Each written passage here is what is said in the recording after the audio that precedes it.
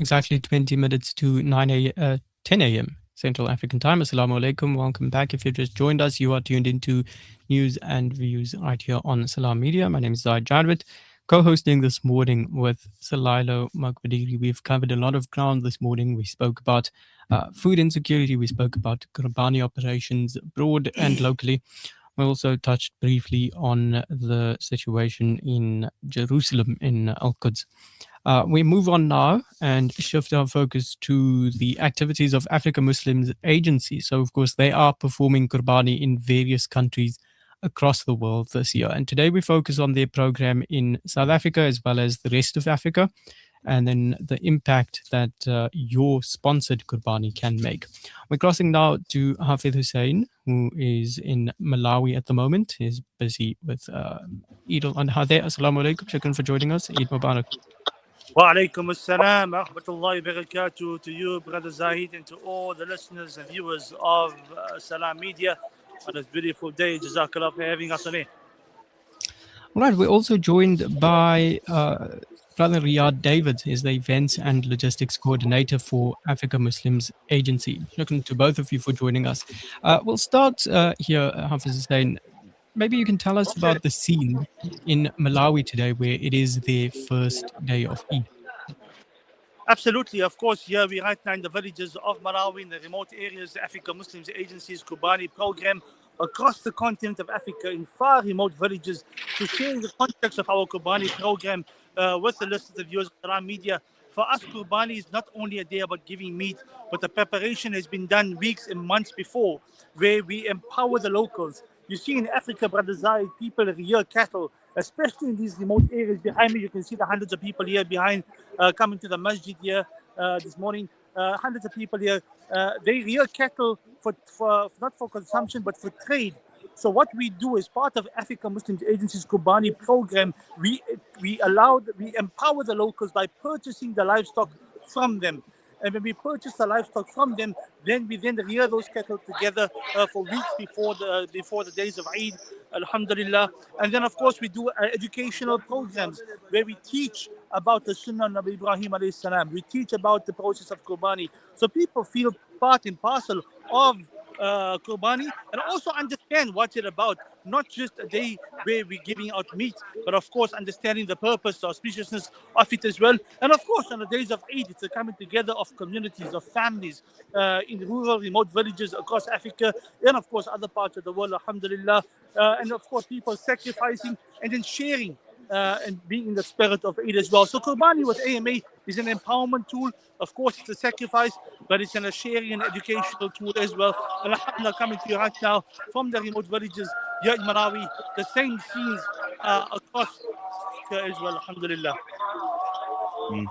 Looks very nice and warm in Malawi compared to here in Johannesburg, Hafiz. But before we bring Brother Riyadh into the conversation, I want to jump into the next question that I have. What preparations are being done currently by AMA to perform Qurbani on behalf of all of the AMA donors tomorrow? Absolutely, Sarela. Of course, all right now preparation underway in different countries to perform the Qurbani according to the Sharia and Islamic rulings and teachings, and of course according to the need to protect the faith, but also to include communities, and whether it's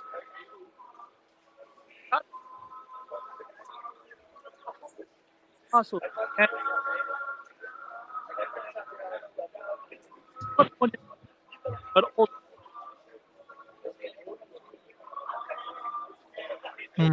And just closer to home, I know the Africa Muslims Agency has also does have certain operations on this part of the world as well.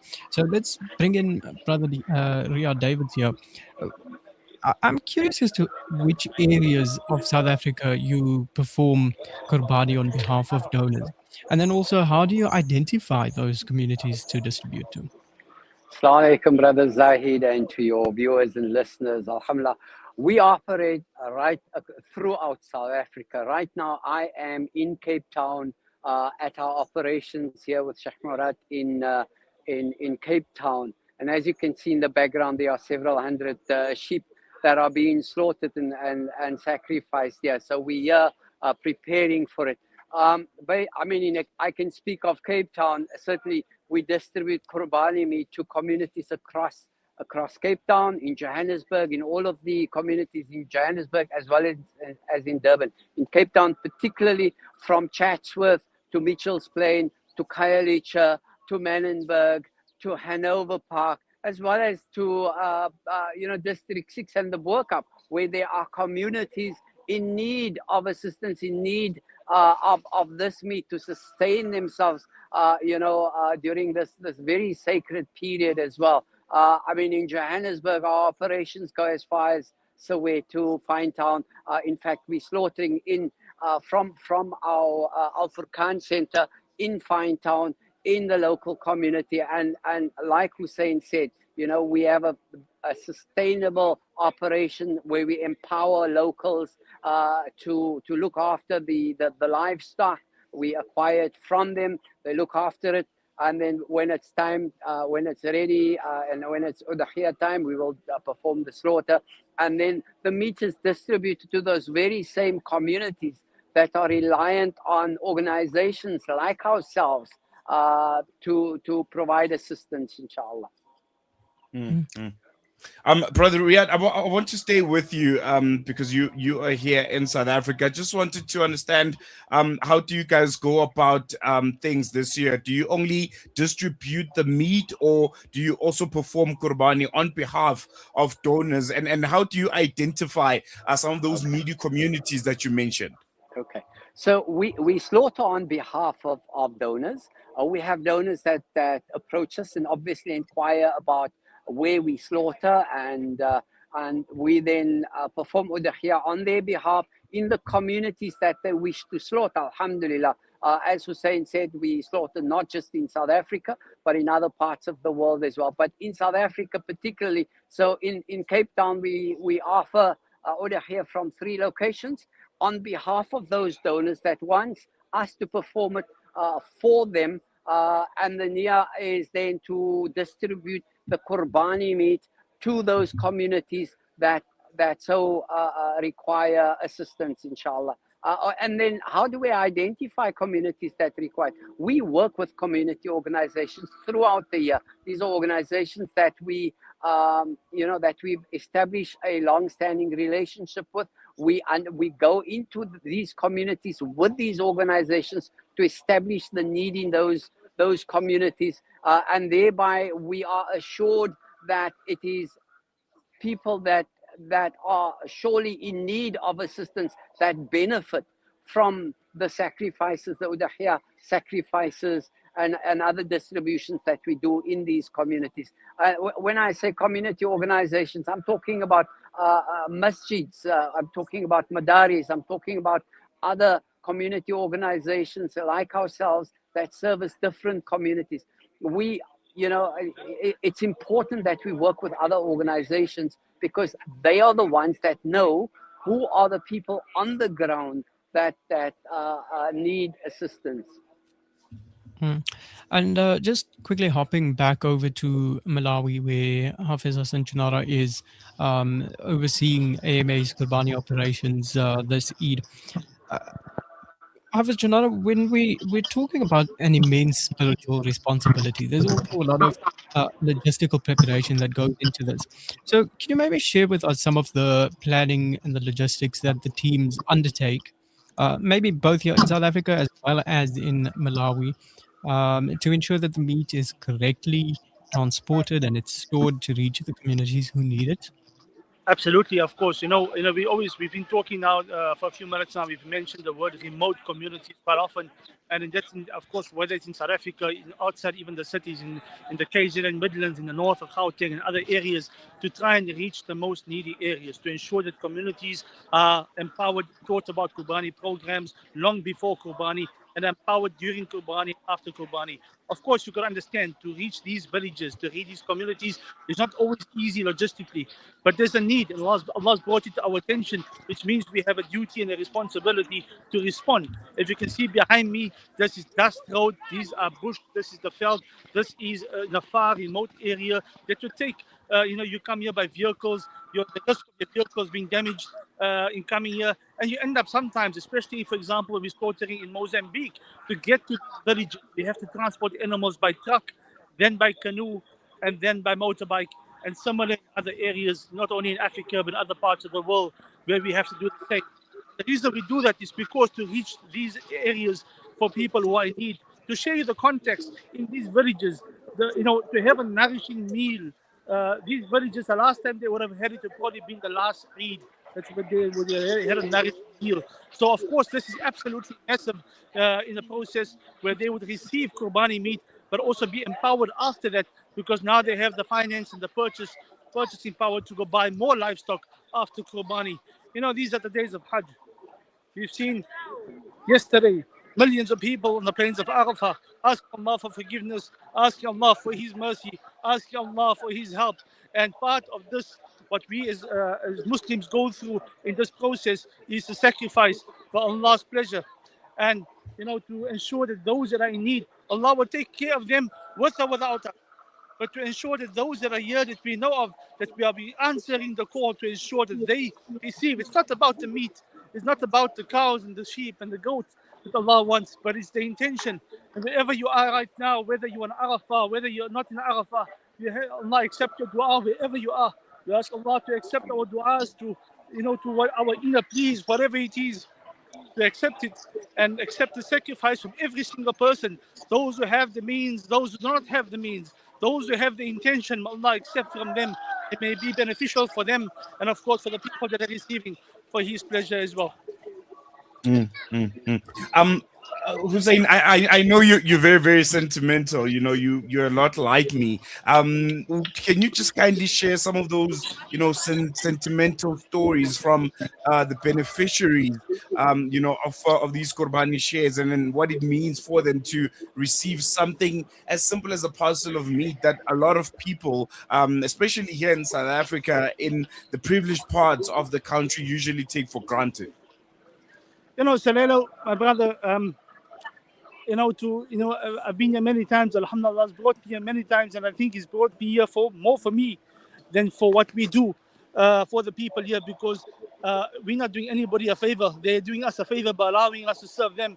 And if I can think of the families over time that we've met, when we walk into their huts, whether they're eating for consumption to break their fast, or they're eating to nourish their bodies, they are eating ants, or they're eating grass.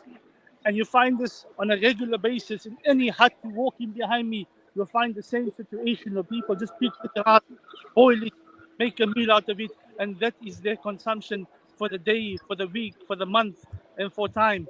So having a nourishing meal means so much more than just imagine when that body is being satiated, the person is enjoying the Qurbani with the niyat. Allah knows you've been part of that process. Allah knows the intention in your heart. Provide for you the reward, whether the person here receiving it knows you or not. And of course, we can share whether it's in Africa, whether it's in South Africa, whether it's in Mozambique, whether it's in Gaza, whether it's in Afghanistan, in different parts of the world. People are facing hunger is rife in many of these communities that we've identified. Of course, right now, if you're listening to this, and if you haven't made a decision, or if you have fulfilled your Qurbani intention, if you have purchased it already, please encourage your African Muslims Agency to do one in your home. So your family, your children can be part of the Qurbani program. But then think about someone in Africa. Think about the community in South Africa. Think about a family in Gaza, Afghanistan, Syria, Sri Lanka, Nigeria, or Yemen, or Lebanon. Think about them and do another one for them, for your pleasure, for Allah's pleasure, to accept your niyyah. And African Muslims Agency is still receiving your Qurbani, receiving inshallah up till the 30th at 1 p.m. inshallah. All right, and just quickly to wrap up, Hafiz Hussain, your last words for your message to donors as well as potential donors who are still mulling it over.